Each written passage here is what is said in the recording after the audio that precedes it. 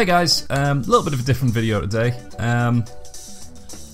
For anybody who knows a little bit about YouTube, for anybody who's involved in YouTube or watches a lot of kind of the bigger watch any of the bigger YouTubers, there's been a bit of news going around recently that's kind of caused a lot of uproar, a lot of confusion, and in my opinion, an awful lot of needless worry.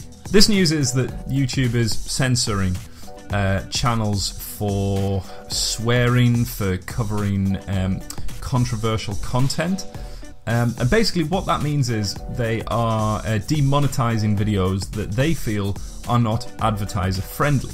Now this has worried a lot of people because YouTube is a lot of people's livelihoods, because it's a lot of people's primary source of income.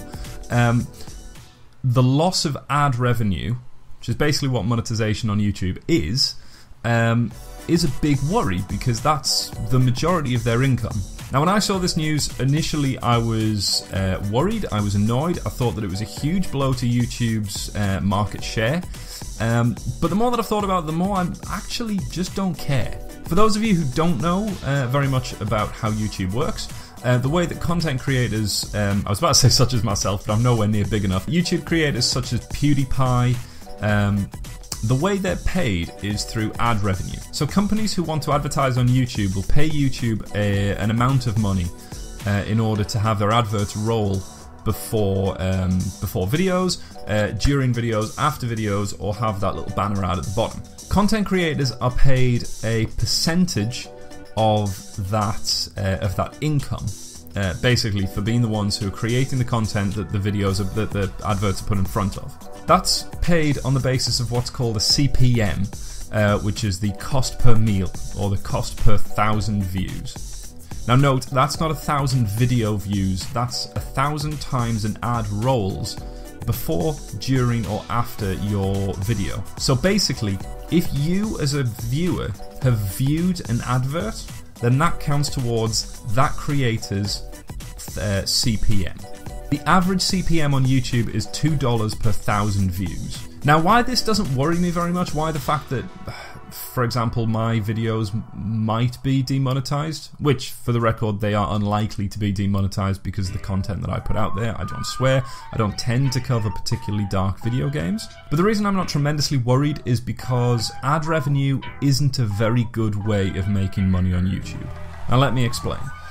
Yes, ad revenue is the easiest way to do it. All you do is check a box and link it to an AdSense account and you get paid. But let's take my wife's old and unfortunately now defunct cooking channel as an example. If my wife was putting out one video a week and had 300 subscribers, then assuming that she converted a third of her subscribers into weekly video views, then we're looking at around 100 views per video. That means that if every viewer sees an ad at some point during the video, just one ad, that means that she is likely to make about 20 cents per video. Over the course of a year, with 52 videos, that will become, over the course of a year, that is $10.40. On the other hand, she's a cooking channel. So again, let's assume that she has 300 subscribers, that she puts out one video a week, and that she converts exactly 1/3 of her subscribers into viewers. That means 100 views per video again. She's a cooking channel and therefore takes all of the recipes that she's done and turns them into a cookbook that she then releases as an ebook for $15. During one of her videos, she informs her viewers that she has a cookbook out and gives them a $5 discount for all the support they've given her in the past. That means that each of those 100 viewers has seen an advert for a $10 ebook that they can go and buy. Let's assume that 10% of those 100 viewers convert into a sale.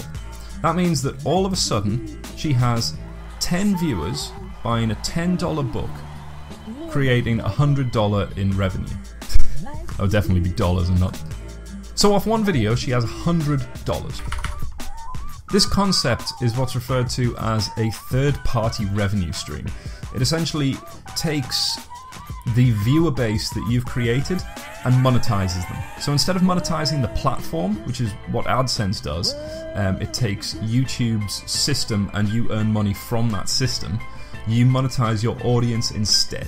And this works across a number of different genres. Gaming, for example. Pro Syndicate has created a business empire around third-party revenue streams, be it in his clothing company, which is insanely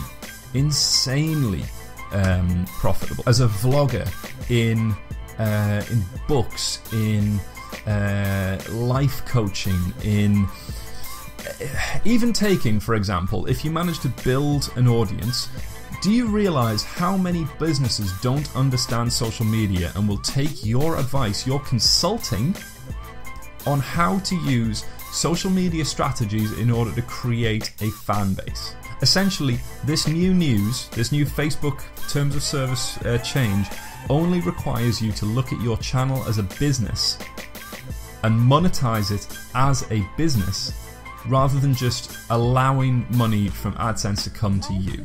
That's how channels with 1,000 to 10,000 subscribers can make far more money than channels with millions of subscribers.